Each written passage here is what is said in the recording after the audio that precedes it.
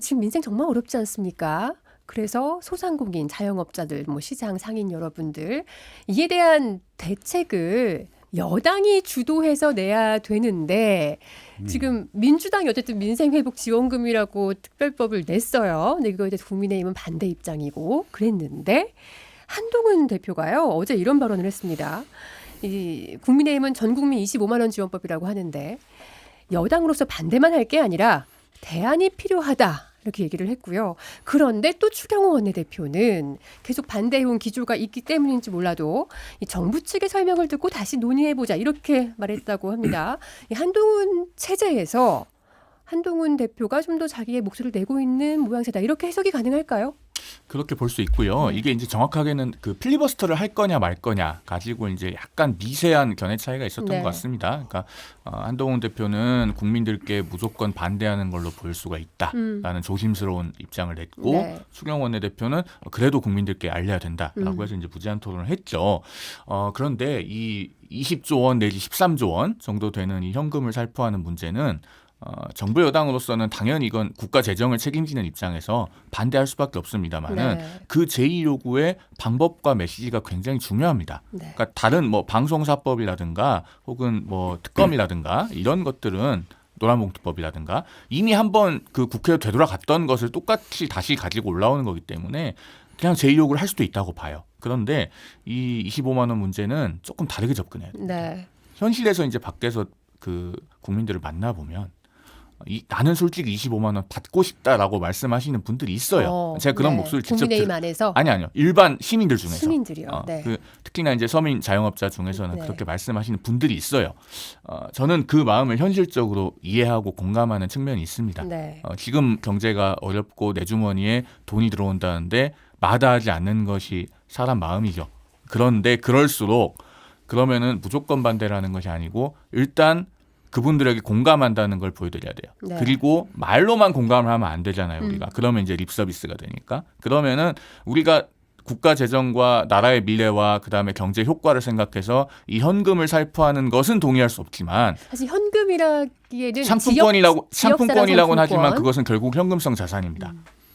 그래서 이렇게 돈을 뿌리는 것에는 동의할 수 없지만 다른 형태로 우리가 민생을 세심하게 지원하겠다라는 어떤 패키지는 같이 나올 필요가 있다고 봐요. 네. 예를 들면은 뭐 세제, 예를 들면 뭐 부가세를 좀 유예를 해준다든가, 혹은 뭐 그 감세 범위를 넓힌다든가 네. 자영업자에 대해서, 또는 그 신용, 네. 이자 이런 쪽에서 뭔가 패키지가 되는 대안들을 같이 내놓을 필요가 있다는 생각이 들어요. 저는 한동훈 대표가 어떤 거를 좀 잘 인식하고 있다고 보냐면은 1992년 미국 대선에서 그 TV 토론 과정에서 굉장히 유명한 사례가 있어요. 당시에 이제 조지 부시, 빌 클린턴, 로스페로가 타운홀 미팅 방식으로 TV 토론을 합니다. 그러니까 네. 방청객이 있는 토론이에요. 방청객 질문도 해요. 거기서 어떤 그 방청객이 시민이 국가 부채가 당신에게 개인적으로 삶에 어떤 영향을 미쳤습니까? 라고 물어요. 네. 이제 국가 부채라고 그분은 표현했지만은 사실은 이제 전반적인 경기 불황, 빚, 어떤 민생고 이런 거를 표현하려고 했던 것 같아요. 그때 이제 조지 부시 현 대통령은 굉장히 관료적이고 공감 능력 없는 답변을 합니다. 네. 근데 거기서 이제 빌 클린턴은 내가 작은 주의 주지사를 하면서 뭐 얼마나 많은 분들이 일자리를 잃고 뭐 고통을 받고 이런 거를 내가 다 봐왔다. 네. 그리고 이게 뭐 그 잘못된 경제 정책 때문에 그렇게 된 거고 하면서 그 질문한 시민 앞에 다가가서 굉장히 공감 능력 있게 얘기를 해요. 그게 이제 영어로는 I feel your pain moment라고 손꼽히는 장면입니다. 근데 공감 능력을 보여주고. 빌 클린턴은 I feel your pain, 나는 당신의 고통에 공감한다라고 직접적으로 말하진 않았어요. 근데 그런 태도와 내용을 보여줬죠. 지금 이 민생회복지원금이라고 불리는 13조 원 내지 20조 원의 돈 뿌리기에 대해서는 한동훈 대표나 윤석열 대통령이 그런 접근을 해야 됩니다. 보여줘야 된다. 지금 한동훈 대표는 그런 걸 잘 인식하고 있는 것 같습니다. 네. 저도 한동훈 대표의 스탠스가 맞다고 봐요. 그러니까 네. 원래 민주당도 이거 보편적 지급이잖아요. 네. 보편적 복지로 기본 소득처럼 전 국민에게 25만 원에서 35만 원을 지원해 주겠다고 하는데 처음에 전국민 25만 원 지원금 지역화표로 지원한다고 하는 게 보편적 지원에 대한 반발이 좀 있자 선별 지원하겠다. 이것도 고려하겠다 했는데 금액이 올라간 선별이 돼버렸어요. 네. 네. 그런데 제가 알기로 당시 민주당 분위기는 전체 다 지급하는 것이 아닌 선별 지원도 고려할 수 있다라는 분위기가 있었거든요. 네. 그걸 가지고 여당과 협의하자. 근데 지금 한동훈 대표가 그 협의할 수 있는 단초를 제공했다고 봐요. 그러니까 취약계층을 위한 선별 지원을 하자라는 얘기는 그 단초를 제공한 거고 지금 뭐 중소상공인들 빚 때문에 아예 문을 못 닫고 문을 닫고 싶은데도 네. 그런 중소상공인도 많다고 그러고 경제가 안 좋으면 제일 취약계층이 가장 먼저 타격을 받거든요. 그래서 저는 선별 지원하는 거는 그 규모가 어느 정도 되는지는 모르겠지만 충분히 여야가 협의할 수 있다라고 봅니다. 추경호 원내대표는 이제 기재부 장관을 했었기 때문에 기재부는 일단 돈 안 쓰는 게 그렇죠. 먼저예요. 그래서 그런 태도가 좀 들어간 것 같아요. 예. 네. 자, 송영훈 위원님이 진단하신 한동훈 대표는 그런 공감력을 보여줄 것이다. 과연 어떤 반응을 내놓을지 지켜봐야 될 것 같고요. 자, 지금 금융투자소득세도 아주 뜨겁습니다. 금융투자소득세 관련해서 한동훈 대표가 어제 이런 말을 했어요. 주식시장이 엄청 폭락했었잖아요. 그러니까 서킷 브레이커가 발동되고 그다음에 어제는 또 사이드카가 발동되고 뭐 난리도 아니었는데 어쨌든 주식 폭락 때문에라도 금융투자소득세 폐지해야 된다 이런 말을 했어요. 그러니까 또 민주당에서는 아니 금융투자소득세는 한 번도 시행된 적이 없이 계속 유예만 되어 왔는데 시행되지도 않은 법 때문에 주식시장이 폭락했다는 거냐 또 이렇게 반발을 했고요. 그러면서 지금 금투세 폐지 여야 토론회를 하자. 사실 민주당이 오늘 그 금투세 당 내 토론회가 있었는데 취소했죠. 이게 취소됐어요. 이게 당 비상경제점검회의랑 겹쳐서 취소했다고는 하는데 그러니까 한동훈 대표가 그럼 여야 토론을 하자. 그랬더니 그 토론회를 주최하려고 했었던 임광현 민주당 의원이 그러면 한동훈 대표와 또 우리 원내대표 박찬대 대표 직무대행은 회계사 출신이니까 둘이 또 토론해보자. 그걸 또 한동훈 대표가 나는 하겠다 받았거든요. 아직 박찬대 대표의 의중은 나오지 않았습니다만 이런 분위기인데 어떻게 보십니까? 그 이슈는요. 이슈를 대하는 태도도 굉장히 중요해요. 네. 지금 사실은 소위 이제 여의도 문법대로 급을 맞추기로 하면 한동훈 대표는 최소한 이재명 대표가 이제 대표로 공식적으로 선출된 다음에 네. 대표끼리 토론을 해야 되지 않습니까? 그런데 박찬대 원내대표 지금 대표 대행이죠. 네. 뭐 이제 18일 날 선출이 되니까 한 열흘도 안 남았잖아요. 열흘 남았나요? 그 정도 남은 대표 대행하고도 토론을 하겠다고 한 겁니다. 이런 자세가 저는 아마 이 이슈를 지켜보고 계시는 국민들께 굉장히 많이 어필했을 거라고 봐요. 어쨌든 나는 계급장 따지지 않겠다는 거잖아요. 네. 사안을 해결하기 위해서는 누구하고도 토론할 수 있다. 근데 반대로 지금 이재명 전 대표는 어떻습니까?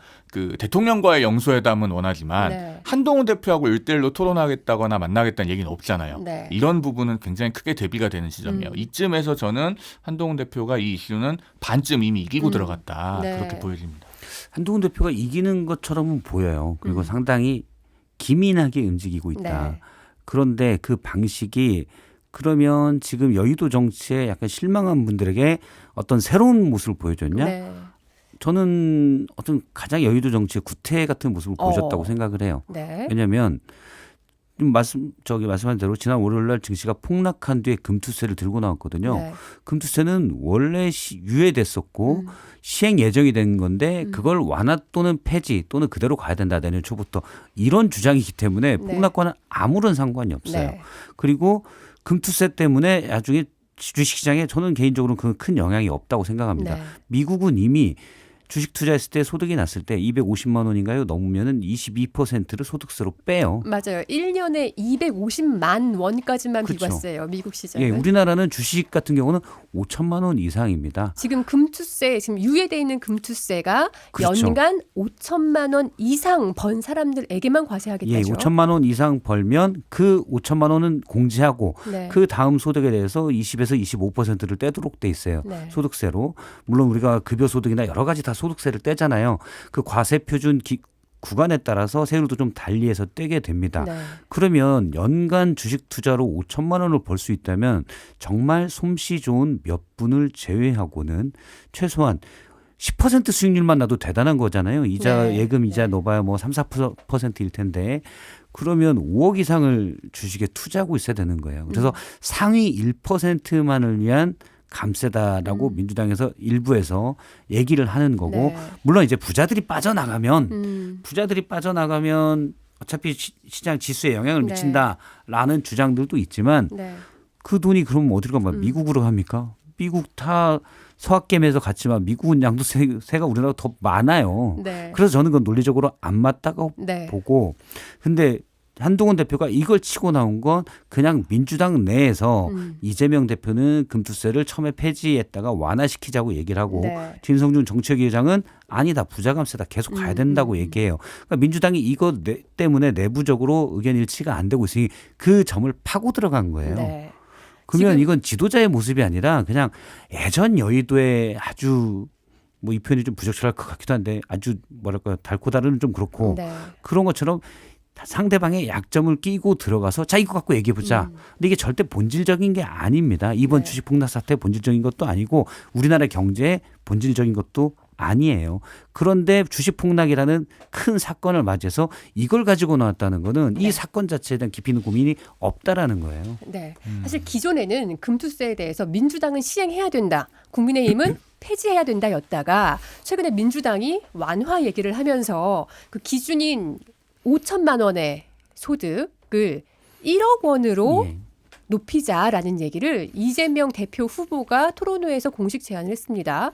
연간 1억 원까지는 비과세 하겠다.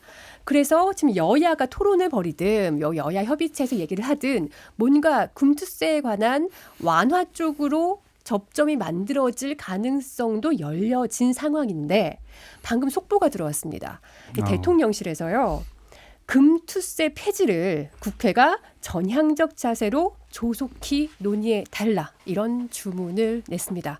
한동훈 대표 들으라고 하는 얘기 같은데 어떻게 보십니까? 아니 조속히 논의해야죠. 왜냐하면 2025년 1월 폐지를 1일부터 논의하다가. 1월 네. 1일부터 지금 시행을 하기로 되어 있는데 네. 그러면 이제 5개월도 안 남은 거 아닙니까? 네. 사실은 이런 거는 주식시장이 한 반년 전부터 반응합니다. 왜냐하면은 이게 개인들이 뭐 수익을 내봤자 얼마나 내냐라는 취지로 말씀을 하셨는데 네. 사실 개인 투자자들은 다 자기들은 그만큼 수익을 낼 수 있다고 생각을 해요. 그러면서 이게 어차피 한국 주식시장에서 세금 낼 거면 내가 미국 주식하지 왜 한국 주식하냐 이게 지금 개인 투자자들이 공통적으로 갖고 있는 심리입니다. 지금 오늘 아침에 우리 MBC의 그 김종배의 시선 집중에도 소액 투자자 대표 격으로 그 활동하고 계신 분이 네. 출연하셨던데 그런 기조로 말씀을 하시더라고요. 네. 그러니까 지금 사실 한국 미국 주식시장은 시장은 250만 원 아니, 이상 그 벌면 과세는 다 그런데 과세하더라도 과세는 그런데 나는 그래도 미국 시장을 가겠다. 왜냐하면은 주식시장의 밸류에이션이 다르잖아요. 한국은 전통적으로 어떤 문제가 있습니까? 대주주들의 어떤 사익 추구. 네. 그걸 통해서 주가가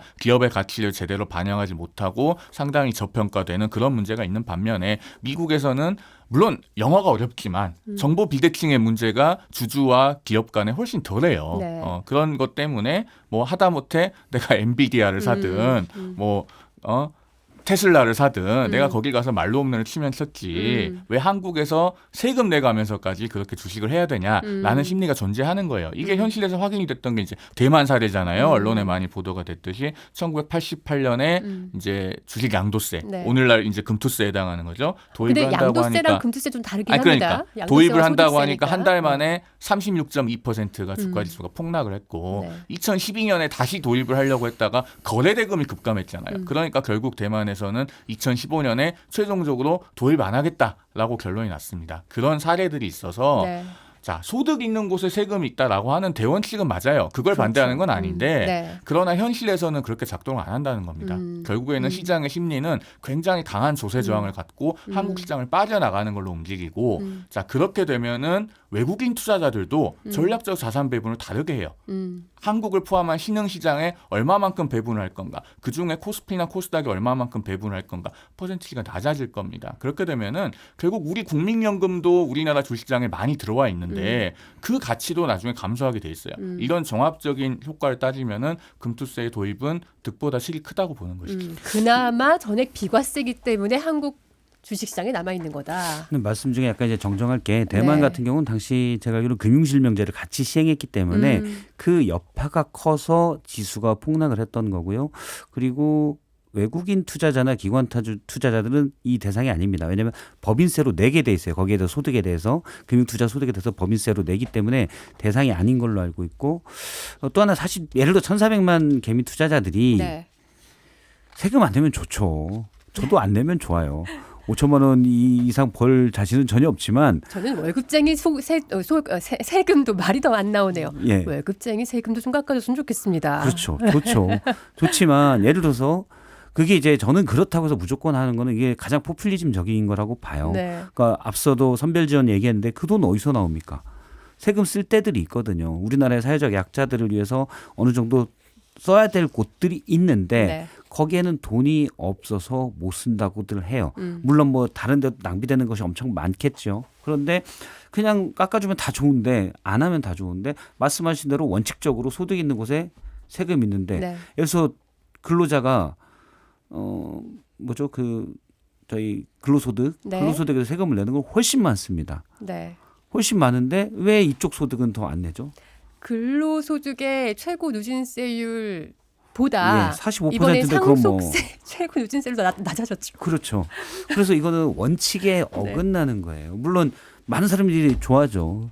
주식에 세금 안 낸다면 저도 4년째 묻혀놓은 주식이 있는데 세금 안 낸다고 하면 땡큐입니다. 그러면 네. 제가 이제 제 개인 입장이 아니라 평론가로서 나와서 얘기하면 무엇이 옳고 그러냐로 얘기한다면 네. 또 무엇이 더 효과적인 거냐고 얘기를 한다면 저는 금투세 폐지는 상당히 포퓰리즘적이라고 봐요. 네. 그 두 가지만 제가 말씀드리면 짧게 아까 해주셔야 됩니다. 대만은 네. 금융실명제도 같이 시행한 거기 때문에 다르게 봐야 된다라고 말씀하시는데 네. 1988년의 폭락은 그 부분도 같이 개입된 게 맞아요. 그런데 2012년에 주식 양도세 다시 도입한다고 하니까 거래 대금이 5분의 1로 급감을 합니다. 이거는 설명할 수 없어요. 그다음 두 번째로 외국인 투자자나 기관 투자가는 금투세 적용 대상이 아닌 거 맞아요. 그렇기 때문에 개인 투자자들이 더 불공평하다고 하는 겁니다. 그런데 그 기관이나 외국인은 적용 대상이 아닌데 왜 그러면 한국 시장에 대한 자산 배분을 줄이느냐. 네. 한국에서 개인 투자자들이 빠져나가서 매수세가 줄어들고 거래 대금이 감소하면요. 물량을 받아줄 주체가 없어져요. 그러니까 예상 수익률이 줄어들어서 당연히 자산 배분을 한국 쪽에 제가 줄이는 겁니다. 30초만 딱 네. 반박을 하면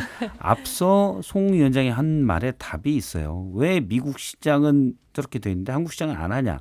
대주주들이 소액주주들의 이익보다 대주주들의 예를 들어 합병 과정에서 그런 게 많이 있었잖아요. 회사 분할 과정에서도 있었고 정보가 불투명하고 이걸 고치는 게 먼저입니다. 이걸 고치는 게 먼저지 그냥 일단 세금 안 걷을게 이건 본질적인 효과도 없고 제가 장담하는데 잠깐 단기간의 효과는 있을 수가 있겠는데 전혀 본질적인 효과는 없습니다. 물론 안 내면 개미 투자자는 땡큐인데 정책 담당자들이 그렇게 하는 거는 저는 반대예요. 그러니까 그것도 해야죠. 10초만. 10초. 우리 시청자들 중에서도 네. 지금 주식 투자하는 분들 많이 보고 계실 건데 정부나 국민의힘이나 그렇게 주식시장을 제도적으로 개선하는 걸 반대하는 게 아니에요. 당연히 그것도 해야 되고 그다음에 금투세는 폐지하는 게 맞다. 네. 이런 말씀을 드립니다. 열기가 후끈후끈합니다. 이 금융투자소득세 관련해서는요. 앞으로도 계속 토론할 기회가 있을 거니까요. 오늘은 여기서 마무리하고 네. 다음 얘기를 해보도록 3초 하려고 하겠습니다. 그랬는데 마무리할게요. 3초 할 아닙니다. 말이 마무리할게요. 있습니까? 농담입니다. 다음에 반드시 네. 옵니다. 왜냐하면 네. 아직 여야의 협의 과정이 지난하게 있을 거기 때문에